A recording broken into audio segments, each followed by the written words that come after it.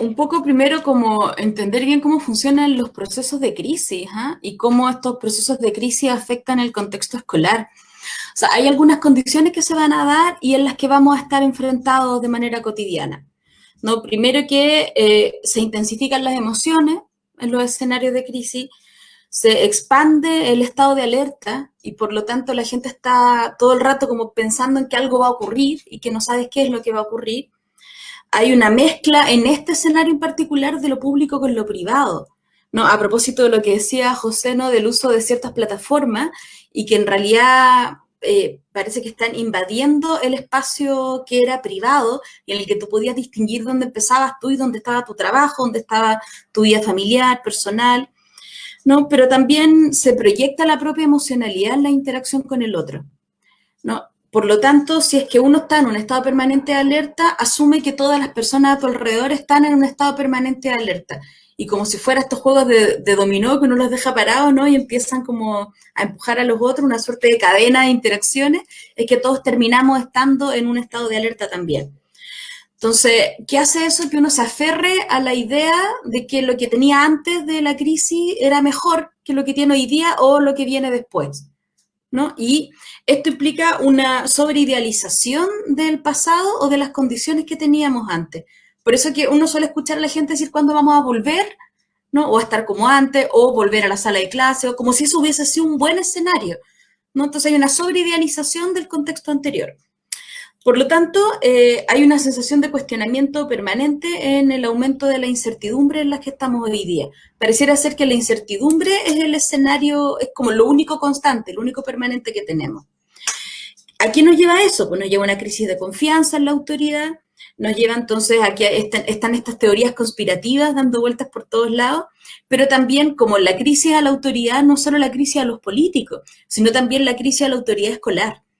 Una de las principales instituciones, las instituciones más creíbles en Chile son las instituciones educativas, ¿no? Antes de la crisis, durante la crisis, después de la crisis.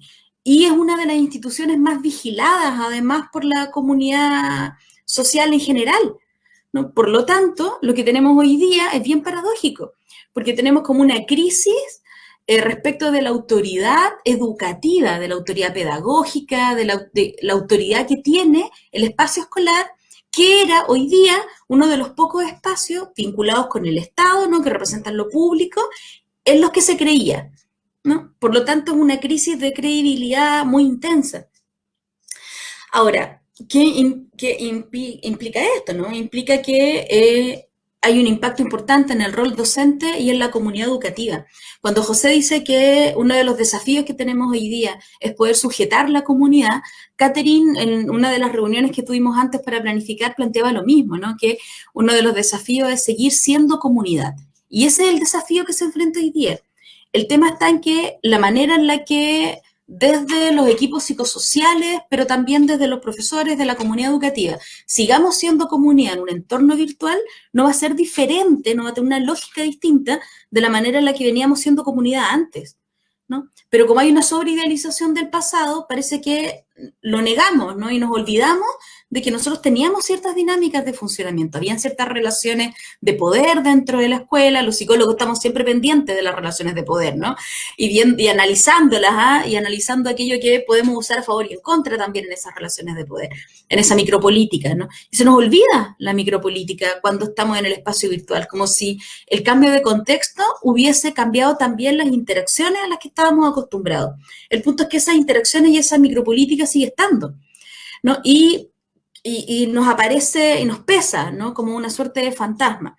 Entonces, hoy día las comunidades educativas, no solo en Chile, sino también en el escenario internacional, se han visto tensionadas en dos extremos, ¿no? O tienen no es blanco-negro, hay un montón de matices y colores entre medios, pero en un extremo tenemos respuestas en donde el foco está en la cobertura curricular y en el otro extremo tenemos respuestas en donde el foco está en el desarrollo socioemocional.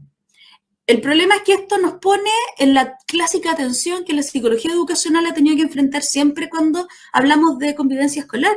Y es que en realidad lo socioemocional y lo curricular no están separados. O sea, cuando un profesor hace una clase, no solo a nivel de currículum oculto, sino en términos de las relaciones que propone, el profesor está haciendo una propuesta de interacción, una propuesta relacional, ¿no? Por lo tanto, cuando estamos enviando guías, como decía José, y mandando retroalimentaciones, si estamos haciendo una propuesta, lo que estamos enviando como mensaje es que lo importante son los contenidos curriculares. Como si esos contenidos curriculares no tuviesen un contexto y un escenario en el que se están dando, ¿no? Y entonces acá uno de los riesgos que corremos nosotros como psicólogas y psicólogos es seguir atomizando nuestro rol.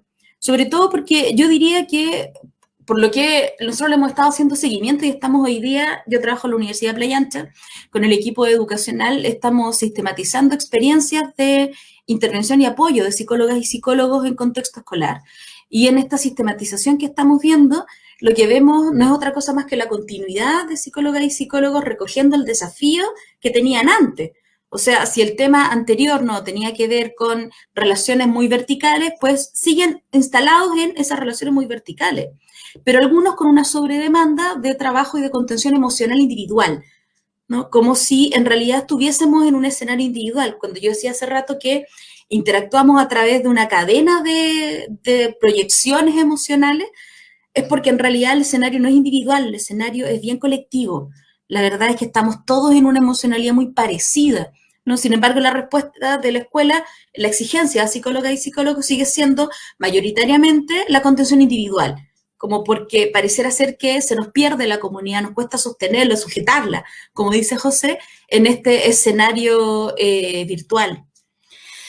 Y esto aparece en muchas de las experiencias que nos van contando psicólogas y psicólogos, además, como una oportunidad para que nuestro rol vuelva a ser articulador. Es decir, que volvamos a hacer el vínculo y el nexo entre el currículum y el desarrollo socioemocional.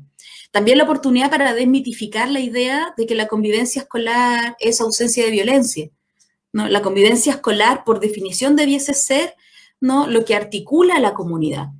Por lo tanto, el sentido de común unidad, el sentido de democracia, el sentido de convivir con otros, es por definición convivencia escolar, no la ausencia de violencia, ¿no? Entonces parece que trasladamos hoy día convivencia escolar desde la ausencia de violencia a la ausencia de una salud mental maravillosa, ¿no? Como si pudiese ser eso efectivamente hoy día. Entonces también hemos visto en algunos de estos psicólogos y psicólogas que lo enfrentan desde una oportunidad, la oportunidad para poner a conversar a la psicología con la pedagogía en este escenario virtual.